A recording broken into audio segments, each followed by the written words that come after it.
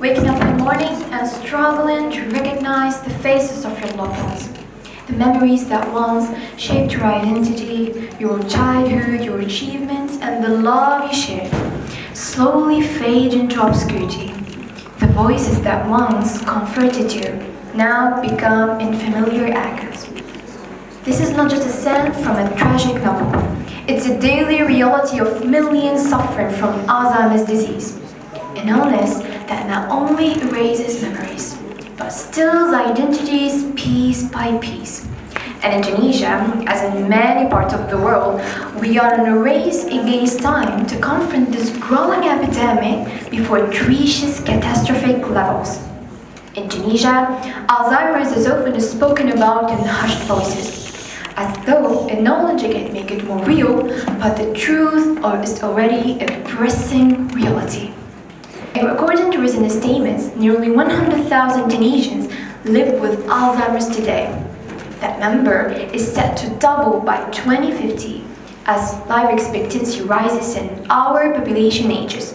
Yet, despite the growing prevalence, public awareness remains dangerously low.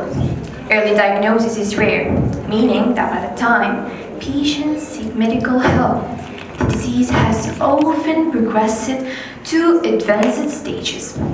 And then there is the stigma. Many still believe that memory loss is simply a normal part of aging, rather than a neurological disorder that requires medical interventions. Because of this misconception, patients often go undiagnosed for years, losing valuable time that could have been used to slow the disease's progression. And there are many families in Tunisia bear the weight of care alone, often without proper medical guidance or financial support. Alzheimer's care is expensive, and specialized memory clinics are scarce. That leads caregivers, usually spouses or children, struggling to provide round-the-clock assistance while balancing their own responsibilities. But Alzheimer's is not just a Tunisian issue. It is a global crisis. According to the World Health Organization, over 55 million people suffer from dementia, with Alzheimer's accounting for 60 to 70% of cases.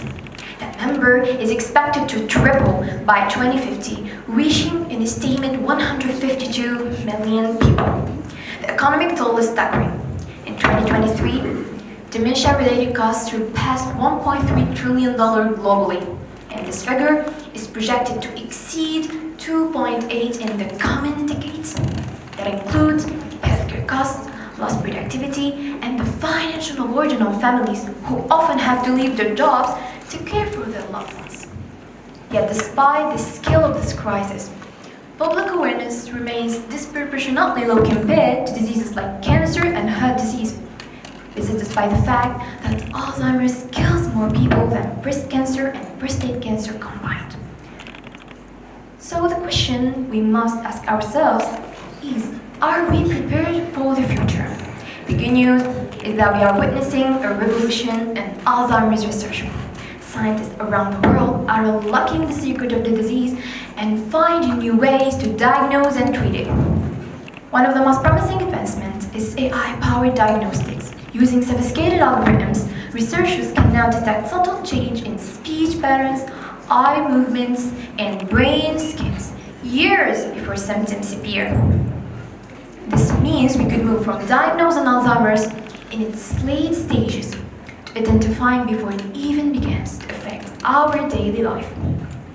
Gene therapy and precision medicine are also opening new doors. Scientists are working on treatments that target the genetic mutation linked to Alzheimer's, potentially slowing or even reversing the disease in some cases. And let's not forget lifestyle interventions.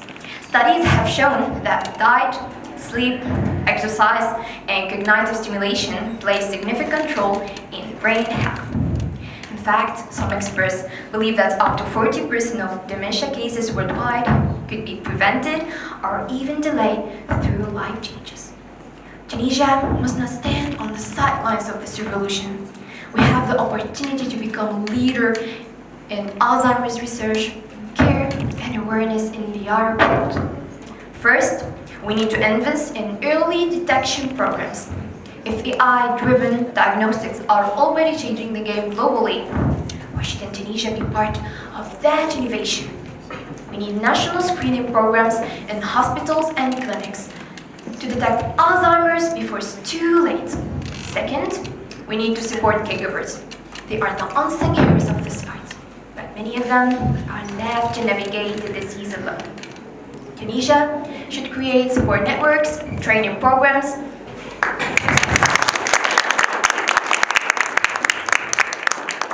and financial assistance to ease the burden on families. Third, we need to increase research funding. Tunisia has brilliant scientists and medical professionals, but they need resources and media institutions to conduct groundbreaking studies. What if Tunisia became a hub for Alzheimer's research in Africa and the Middle East? Finally, we must eliminate the stigma. Alzheimer's is not just a forgetfulness, it is a disease. Public awareness campaigns, school education programs, and media initiatives can help change the national conversation and encourage early diagnosis and treatment. The future is not just about medical breakthroughs, it's about how we redefine for care. Imagine in Tunisia with Alzheimer's patients do not have to fight for dignity.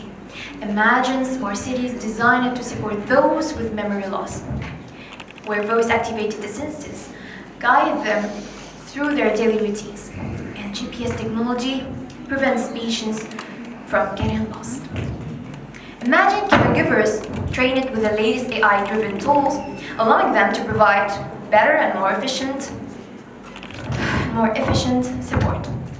Imagine a Tunisia that leads neurodegenerative research, working alongside the world's top scientists to find a cure. This future is possible, but only if we act now. This is not just a scientific fight, it is a moral one. The future of Alzheimer's is not set in stone. It is shaped by the decisions we make now. Tunisia has the potential to become a leader, not just a follower in this fight. Because it starts with awareness, it starts with investment, it starts with innovation, and it starts with us. Because memory loss is more than just the past. It is the foundation of our identity, our relationships, and our humanity. If we act now, we can ensure that Alzheimer's does not define our future.